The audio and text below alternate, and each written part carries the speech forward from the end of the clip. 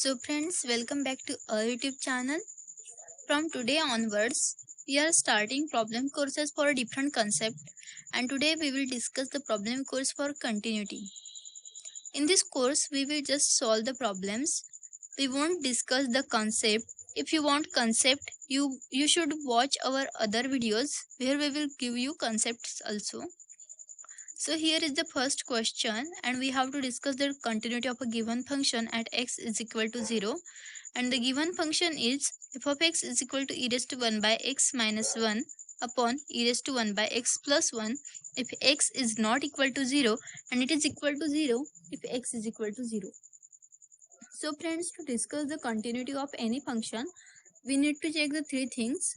First of all, we will need to check its left hand limit. Secondly, we will need to check its right hand limit.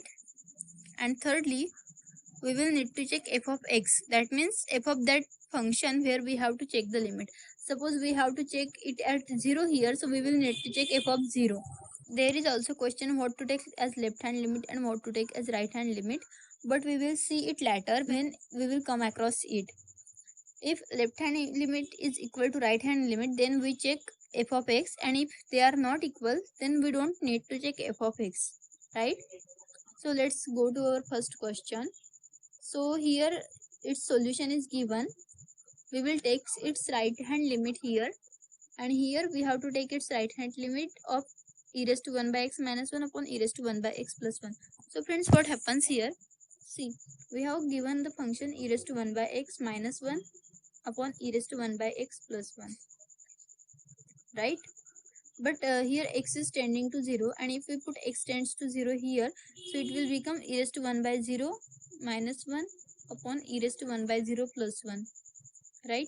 But e raised to 1 by 0 is nothing but e raised to infinity, right? E raised to infinity minus 1 upon e raised to infinity plus 1.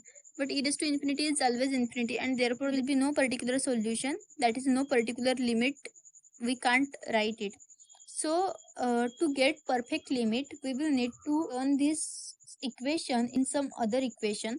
So what we will do, we will divide throughout by e raised to 1 by x. Here we will divide throughout the equation by e raised to 1 by x. So after dividing by e raised to 1 by x to this equation, we will get 1 minus 1 upon e raised to 1 by x upon 1 plus 1 upon e raised to 1 by x, right? But it is nothing but 1 minus e raised to minus 1 by x upon 1 plus e raised to minus 1 by x, because 1 upon e raised to 1 by x is e raised to minus 1 by x. And friends, we know e raised to minus 1 by x will give us e raised to minus 1 upon 0, and minus 1 upon 0 will give us minus infinity, and we know that e raised to minus infinity is nothing but 0. So this will be straightforward and we will get the solution. So let's see the solution here. Limit as x tends to 0 plus of function is equal to limit as x tends to 0 plus of this function. But here we won't get, so we divide throughout by e raised to 1 by x, and we get this form 1 minus e raised to minus 1 by x upon 1 plus e raised to minus 1 by x. And here we put the value of x as 0. So e raised to minus 1 by 0 upon e raised to minus 1 by 0. And here minus 1 by 0 is nothing but minus infinity. So 1 minus e raised to minus infinity upon 1 plus e raised to minus infinity, and we know e raised to minus infinity is 0. Therefore 1 minus 0 upon 1 plus 0, which is equal to 1. So we get the value of right hand limit as 1. Now talking about left hand limit, here we take this function again, e raised to 1 by x minus 1 upon e raised to 1 by x plus 1 as limit as x tends to 0 minus here. So here we will get direct that e raised to minus 1 by 0 minus 1 upon e raised to minus 1 by 0 plus 1. And e raised to minus 1 by 0 is e raised to minus infinity. So e raised to minus infinity minus 1 upon e raised to minus infinity plus 1. And we again know that limit as e raised to minus infinity is 0. So 0 minus 1 upon 0 plus 1, this will give us minus 1. So we can see that here left hand limit and right hand limit is not same, but it is opposite. Therefore limit as x tends to 0 plus of f of x is not equal to limit as x tends to 0 minus of f of x. Therefore limit as x tends to 0 of f of x does not exist, as both of those limits are not same. Hence function is not continuous, hence the function is discontinuous. So here our problem gets solved, that we check the continuity, that function is discontinuous at x is equal to 0. So let's go to the next problem. In this problem, we have to find alpha and beta for the given functions, and the function is continuous on the open interval -3 to 5, and given function is given like this, these three equations and their intervals at where x lies in between them. So friends, what we will need to do here, we will need to check the continuity of that function at 1 and continuity of that function at 3. Why 1 and 3 only? Because here we can take left hand limit as well as right hand limit of 1, also left hand limit as well as right hand limit of 3. So what we will do again, we will take the left hand limit where x will be less than 1, and we will take the right hand limit where x will be greater than 1. So for continuity at 1, thrice x plus 2 will be right hand limit and x plus alpha will be left hand limit. We will also check f of 1, and what we take f of 1 where we get the value of x as 1, and here 1 is less equal to x, so we can take x is equal to 1. So thrice x plus 2 will be f of 1, so we will put the value of 1 in this equation and we will get the value of f of 1. So, and we will do the same thing for 3 also, continuity at 3 also. So let's check the continuity at 1 first. So for continuity at x is equal to 1, we have taken f of 1 is equal to 3 into 1 plus 2, that is we have used the equation thrice x plus 2, right? So thrice x plus 2, we put the value of x as 1, so 3 into 1 plus 2, that is 3 plus 2, which is equal to 5, and we have written the 5 here. So also limit as x tends to 1 plus is also same as limit as x tends to 1 plus of thrice x plus 2, which is equal to again 5, and limit as x tends to 1 minus of f of x is equal to limit as x tends to 1 minus of x plus alpha, but x is tending to 1 here, so we can write 1 plus alpha here.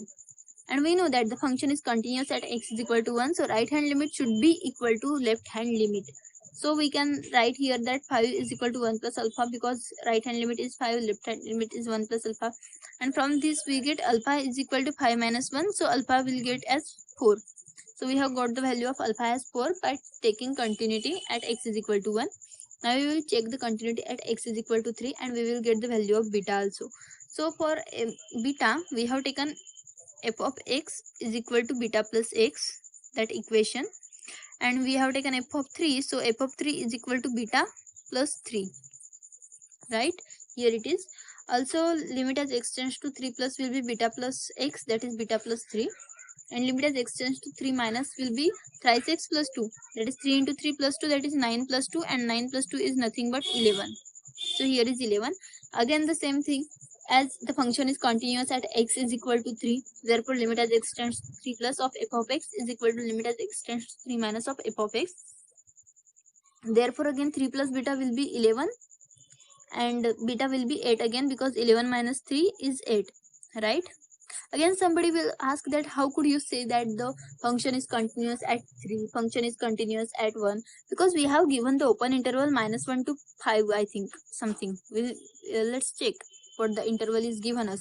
Yeah, here it is. We have given the interval -3 to 5, and 1 and 3 both comes between this interval, so both of those equations are continuous in the given interval, so we are considering that. So in this way we get the value of alpha as well as beta.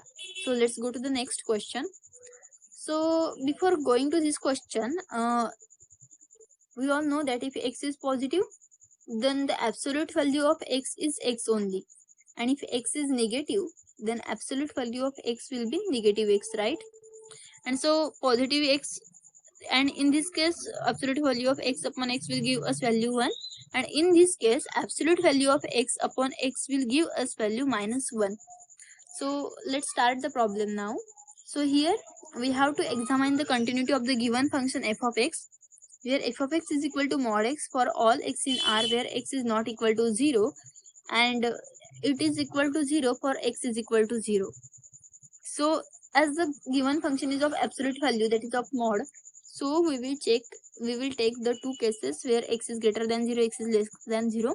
X is greater than 0 will be right hand limit, and x is less than 0 will be left hand limit. So for x greater than 0, mod x is x, so mod x upon x is 1, and therefore limit as x tends to 0 plus of mod x upon x is equal to 1, as we have just seen. So limit for x less than 0 is minus x and minus x, therefore mod x upon x is -1, therefore limit as x tends to 0 minus is mod x upon x is nothing but -1. And here we can see right hand limit is not equal to left hand limit, that is 1 and -1. Therefore, given function can't be continuous at x is equal to 0. We are checking the continuity at 0. Therefore, given function can't be continuous at x is equal to 0. But the function will be continuous at every other real number other than 0, because it is a mod function and it can be defined at any other value except 0. The function is not defined at 0, therefore it is not continuous at 0, but it can be defined at any other value, so it will be continuous for any value of r except 0. So let's go to the next problem. Okay, so in this problem we have to examine the continuity of f of x, where f of x is equal to x minus in square bracket x, where x is positive real number and this square bracket x is nothing but integral part of x, right? So its solution will be given as f of x is equal to x minus integral part of x. This is given, right? So we will need to check the continuity. We will need to check the continuity at some particular point. So let's say we will check its continuity at point n. But to check the continuity at point n, we will need to check its left hand limit as well as its right hand limit. And for left hand limit, we will need to take x less than n, and for right hand limit, we will need to take x greater than n. So for left hand limit, let's say x is less than n, but here should be some value because x must be in between some two values. So here we take n minus 1 less than x less than n, and in right hand limit we take n less than x less than n plus 1. So if x is between n minus 1 and n, then x is integral part of this solution. Therefore, value of x must be less than proper x. Integral part's value must be less than the main value. Therefore, we will take the value where it will be less than x. So we will take n minus 1 here. Therefore, x minus integral part of x will be n minus 1 here. For x is equal to n, therefore x minus x will become 0, or n minus n become 0. Therefore, it is 0. And for this, it will become x minus n because integral part is less than x. Now we will check the continuity at x is equal to n. So to check the continuity at x is equal to n, we will take limit as x tends to n plus of function, where x tends to n plus will be x minus n. So it will become n minus n, which will give us value 0. And limit as x tends to n minus of function of x will become limit as x tends to n minus of x minus n minus 1. So put the value of x as n here. Therefore n minus n plus 1, we solve the bracket, so signs get changed. N minus n plus 1, so n minus n will get cancelled and only 1 will remain. And we can see that left hand limit is not equal to right hand limit. So the function is discontinuous at x is equal to n, that is for all integral values of x, because we have considered n as integral value, right? But it is continuous for all values other than n. So it won't be continuous for integral values, but it will be continuous for all other values. So what we did today, we saw 4 problems related to continuity, in which we discuss the continuity of a given function. We also find the values of alpha and beta in one question. We see the integral parts question, and we also see the question which includes the absolute value of a given function. So in upcoming videos, we will talk about some more problems. We will discuss some more problems related to continuity. So please do like, share and watch our videos. If you haven't subscribed our channel yet, so please do subscribe. Thank you.